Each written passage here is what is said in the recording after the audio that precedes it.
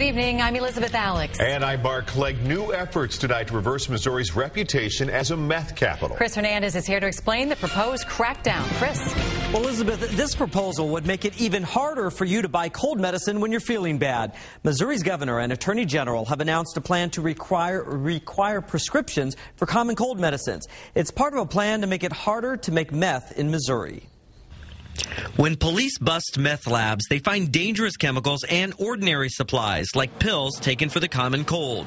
Pseudoephedrine is a key ingredient in making meth, a highly addictive and illegal drug. By cutting off access to this key ingredient in making meth, we will sharply reduce the supply of meth.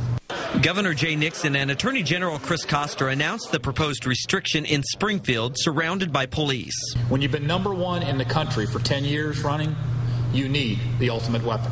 Cold medicines with pseudoephedrine are already kept behind the counter. Buyers must also sign a logbook and show ID. Sam's Prescription Shop is one of the few independent pharmacies left, and workers here say making cold medicines prescription only is just another burden for them and a higher cost for you. I know it'll probably cost more if you have to go to the doctor, you have to have a prescription, you have to come to the pharmacy, the drug is going to be probably get more expensive. And Schwentker says by January 1st, the government will require that these logbooks are replaced by electronic signature registries. That's a machine linked to a network that can track buyers hitting multiple pharmacies on the same day.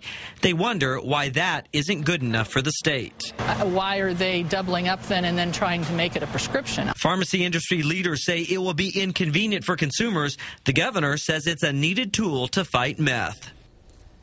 Now, the governor's idea to restrict these cold medicines would have to be passed by the legislature. And that has been tried before but failed to get out of the House last year. Chris Hernandez, NBC Action News.